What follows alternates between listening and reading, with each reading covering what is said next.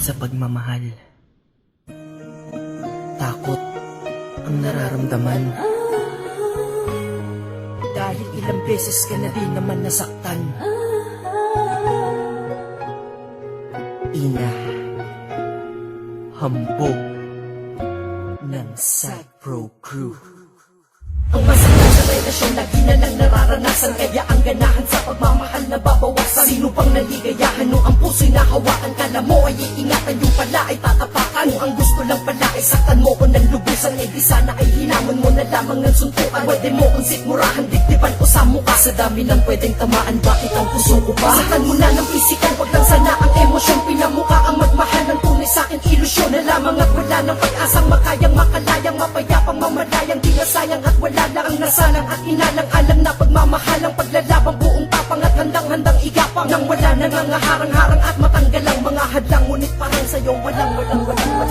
Pilitin man ang sarili na muli pang magmahal. Takot ang nadarambang, ibigay ko mang lahat. Di naman magtatagal. Sa tuwing nasasawi, dinadaan ko sa kanta na kanino ang mali, na sa'kin ba o sa kanya? Ginagawa ko ang lahat, ganun din daw ginagawa niya. Tanging nagawa niya lang sa mga ex ko makigaya. Nanloloko at nananakit, oo ganun sila mapagmahal. Pero hanggang dun lang sa umpisa, sila'y mahusay pag nakuhay. Merong sungay yan ang tunay nilang kulay sa pagluhay. Nauumay ng mabuhay, makakatulong makalimot ang pagtagay. Di pala kaya wala nang gana sa lahat ng bagay. Maghanap ka na lang ng iba, ang sabi ng mga tropa. Ang sagot ko sa kanila, ayoko na tol, nakakapopya.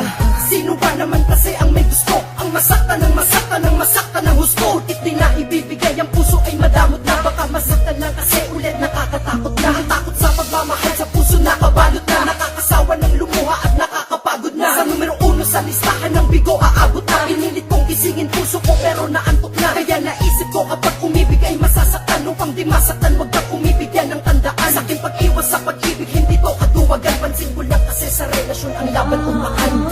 Pilitin man ang sarili na muli pang magmahal.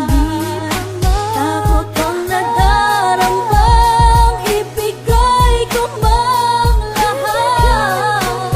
Di naman magtatagal. Sa lupit ng kapalaran ako'y di nakaligtas. Ito ang dahilan kung ba't lumalaki na matigas. Pero kapag nag-iisa wala pa rin palang nagbago. Nandoon pa rin yung taong malambot ang pagkatao. Di maloko ang sarili, buhay ko'y naloko na. Ako'y hinamina na, ayoko na. Sa aking panlabas ako'y mukhang buo at maligaya, pero sa aking kalooban ako'y sirang-sira na. Ako ay nasa ulo, puso mo'y